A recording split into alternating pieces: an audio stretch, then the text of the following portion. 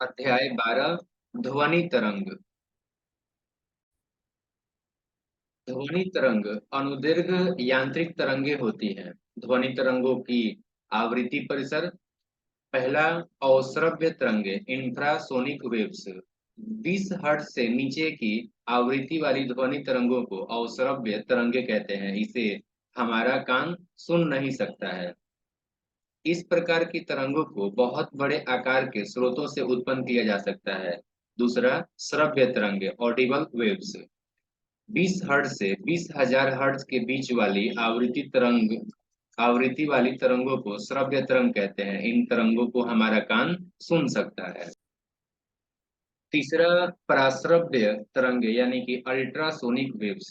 20,000 hertz से ऊपर की आवृत्ति वाली तरंगों को पराश्रव्य तरंगे कहा जाता है। मनुष्य के कान इसे नहीं सुन सकता, परंतु कुछ जानवर जैसे कुत्ता, बिल्ली, चमगादड़ आदि इसे सुन सकते हैं। इन तरंगों को गाल्टन की सीटी के द्वारा तथा दाब विद्युत प्रभाव की विधि द्वारा क्वार्ट्ज के क्रिस्टल के कंपनों से उत्पन्न करते हैं। इन तरंगों की आवृत्ति बहुत ऊंची होने के कारण इसमें बहुत अधिक ऊर्जा होती है। साथ ही इनका तरंग दैर्घ्य छोटी होने के कारण इन्हें एक पतले किरण पुंज के रूप में बहुत दूर तक भेजा जा सकता है। प्रस्रव्य तरंगों के उपयोग। पहला, संकेत भेजने में। दूसरा, समुद्र की गहराई का पता लगाने में। तीसरा, कीमती कपड़ों, वायुयान तथा घड़ियों के पुर्जों को साफ करने में। चौथा, कल कारखानों की चिमनियों में कालिख हटाने में। पांचवा, दूध के अंदर के हानिकारक जीवाणुओं को नष्ट करने में। और छठा, गठिया रोग के उपचार एवं मस्तिष्क के ट्यूमर का पता लगाने में। ध्वनि की चाल, स्पीड ऑफ साउंड। विभिन्न माध्यमों में ध्वनि की चाल भिन्न भिन्न होती है। किसी माध्यम में ध्वनि की चाल मुख्यतः माध्यम की प्रत्यास्थता तथा घनत्व पर निर्भर करती है। ध्वनि की चाल सबसे अधिक ठोस में, उसके बाद द्रव में और उसके बाद गैस में होती है। वायु में ध्वनि की चाल 332 मीटर पर सेकेंड। जल में ध्वनि की चाल 1483 मीटर पर सेकेंड। और लोहे में जो है ध्वनि की चाल 5130 मीटर पर सेकेंड होती है। जब ध्वनि एक माध्यम से दूसरे माध्यम में जाती है तो ध्वनि की चाल एवं तरंगदैर्घ्य बदल जाती है, जबकि आवृत्ति नहीं बदलती। किसी माध्यम में ध्वनि की चाल आवृत्ति पर निर्भर नहीं करती है। ध्वनि की चाल पर दाब का प्रभाव।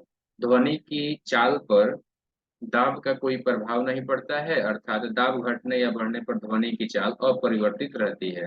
ध्वनि की चाल पर ताप का प्रभाव।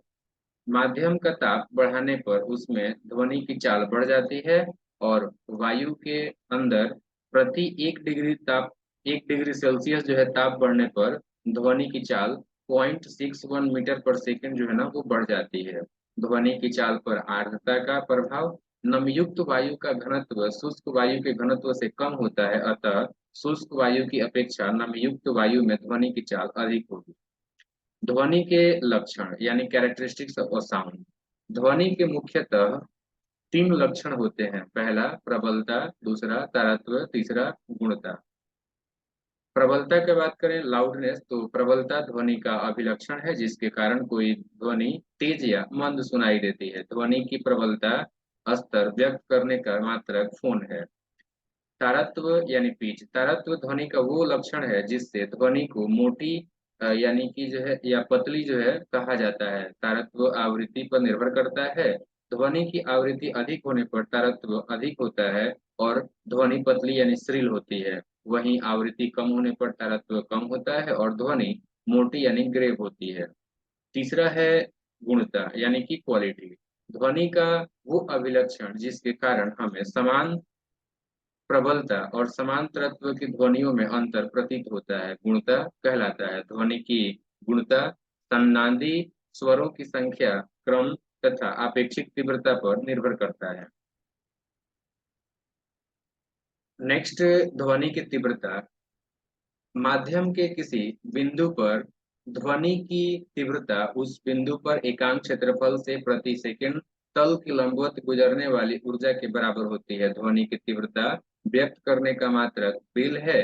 ध्वनि की निरपेक्ष तीव्रता को वाट मीटर पर वाट प्रति मीटर स्क्वायर में व्यक्त किया जाता है। बेल एक बड़ा मात्रक है, अतः व्यवहार में इसे छोटा मात्रक डेसिबल प्रयुक्त की होता है, जो बेल का 10वां भाग है। ध्वनि की तीव्रता का ध्वनि की तीव्रता स्रोत से दूरी के वर्ग के व्युत्क्रमानुपाती, आयाम के वर्ग के अनुक्रमानुपाती, आवृत्ति के वर्ग के अनुक्रमानुपाती तथा माध्यम के घनत्व के अनुक्रमानुपाती होती है। याद रखिए कि मनुष्य की अधिकतम श्रव्यता सीमा 95 डेसिबल है। इससे अधिक तीव्रता की ध्वनि को मनुष्य नहीं सुन सकता। साथ ही आइए देख लेते हैं हम लोग विभिन्न माध्यमों में ध्वनि की चाल को। तो देखिए, वायु में ध्वनि का चाल 0 डिग्री सेल्सियस पर 332 मीटर पर सेकेंड, हाइड्रोजन में 1269 मीटर पर सेकेंड, कार्बन डाइऑक्साइड में 260 मीटर पर सेकेंड, और भाप में 100 डिग्री पर जो है 405 मीटर पर सेकेंड, एल्कोहल में 1213 मीटर पर सेकेंड, जल में 1483 मीटर पर सेकेंड, समुद्री जल में 1533 मीटर पर सेकेंड, पारा में 1450 मीटर पर सेकेंड, कांच में 5640 मीटर पर सेकेंड, और एल्यूमिनियम में 6420 मीटर पर सेकेंड, और लोहा में जबकि 5130 मीटर पर सेकेंड होता है। प्रबलता एवं ध्वनि की तीव्रता में संबंध। प्रबलता डायरेक्टली प्रोपोर्शनल होता है लॉग एल के, जहां पर एल जो है आपका ध्वनि की, सॉरी एल नहीं आई, प्रबलता प्रोपोर्शनल होता है लॉग आई के, जहां आई जो होता है वो आपका इंटेंसिटी ऑफ साउंड होता है, यानी ध्वनि की तीव्रता। प्रबलता एवं ध्वनि की तीव्रता में अंतर। प्रबलता ध्वनि का वो अभिलक्षण है जिसके कारण ध्वनि तेज या मंद सुनाई देती है, जबकि ध्वनि की तीव्रता का बात करें तो ध्वनि की तीव्रता ध्वनि ऊर्जा का वो परिमाण है जो ध्वनि संचरण की दिशा के लंबवत खींचे गए इकाई क्षेत्रफल से प्रति सेकंड गुजरती है। प्रबलता चेतना संबंधी है, जबकि ध्वनि की तीव्रता वस्तुनिष्ठ है। प्रबलता को मापा नहीं जा सकता, जबकि ध्वनि की तीव्रता को मापा जा सकता है। प्रबलता सुनने वाले के कान की सुग्राह्यता पर निर्भर करती है, जबकि ध्वनि की तीव्रता सुनने वाले के कान की सुग्राह्यता पर निर्भर नहीं करता है। याद रखिए कि ध्वनि स्रोत से दूर किसी बिंदु पर ध्वनि की तीव्रता समान होती है। दूसरी ओर प्रबलता उस बिंदु पर अलग अलग व्यक्तियों के लिए अलग अलग होती है, क्योंकि प्रबलता व्यक्ति की कान की सुग्राह्यता पर निर्भर करता है। प्रतिध्वनि यानी इको। जब ध्वनि तरंगे दूर स्थित किसी दृढ़ टावर या पहाड़ से टकराकर परावर्तित होती है तो इस परावर्तित ध्वनि को प्रतिध्वनि कहते हैं। प्रतिध्वनि सुनने के लिए श्रोता और परावर्तक सतह के बीच न्यूनतम दूरी 17 मीटर या 16.6 मीटर होनी चाहिए। कान पर ध्वनि का प्रभाव 1/10 सेकंड तक रहता है। ध्वनि के अपवर्तन के कारण ध्वनि दिन की अपेक्षा रात में अधिक दूरी तक सुनाई पड़ती है। अनुनाद का बात करें तो रेजोनेंस का, तो जब किसी वस्तु के कंपनों की स्वाभाविक आवृत्ति किसी चालक बल के कंपनों की आवृत्ति के बराबर होती है तो वो वस्तु बहुत अधिक आयाम से कंपन करने लगती है। इस घटना को अनुनाद कहते हैं। ध्वनि का व्यतिकरण यानी इंटरफेरेंस ऑफ साउंड। जब समान आवृत्ति या आयाम की दो ध्वनि तरंगे एक साथ किसी बिंदु पर पहुंचती है तो उस बिंदु पर ध्वनि ऊर्जा का पुनः वितरण हो जाता है। इस घटना को ध्वनि का व्यतिकरण कहते हैं। यदि दोनों तरंगे उस बिंदु पर एक ही कला यानी फेज में पहुंचती है तो वहां ध्वनि की तीव्रता अधिकतम होती है। इसे समकोशी व्यतिकरण कहते हैं। यदि दोनों तरंगे विपरीत कला में पहुंचती है तो वहां पर तीव्रता न्यूनतम होती है। इसे विनाशी या विनाशी व्यतिकरण कहते हैं। ध्वनि का विवर्तन यानी डिफ्रैक्शन ऑफ साउंड।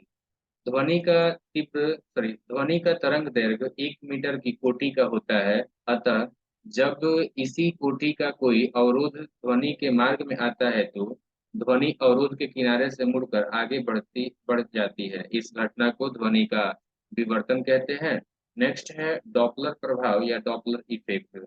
जब किसी ध्वनि स्रोत एवं श्रोता के बीच अपेक्षित गति होती है तो श्रोता को ध्वनि की आवृत्ति उसकी वास्तविक आवृत्ति से अलग सुनाई पड़ती है। इसे ही डॉपलर प्रभाव कहते हैं। मैक संख्या किसी माध्यम में किसी पिंड की चाल तथा उसी माध्यम में ताप एवं दाब की उन्हीं परिस्थितियों में ध्वनि की चाल के अनुपात को उस वस्तु की उस माध्यम में मैक संख्या कहते हैं। यदि मैक संख्या एक से अधिक है तो पिंड की चाल प्राथमिक या सुपरसोनिक कहलाती है। यदि मैक संख्या 5 से अधिक है तो ध्वनि की चाल अति पराध्वनिक यानी कि हाइपरसोनिक कहलाती है। प्रघाती तरंग शॉक वेव, जब पिंड की चाल पराध्वनिक हो जाती है तो वो अपने पीछे माध्यम में जो है शंक्वाकार विक्षोभ छोड़ती है। इस विक्षोभ के संचरण को ही प्रघाती तरंग कहते हैं।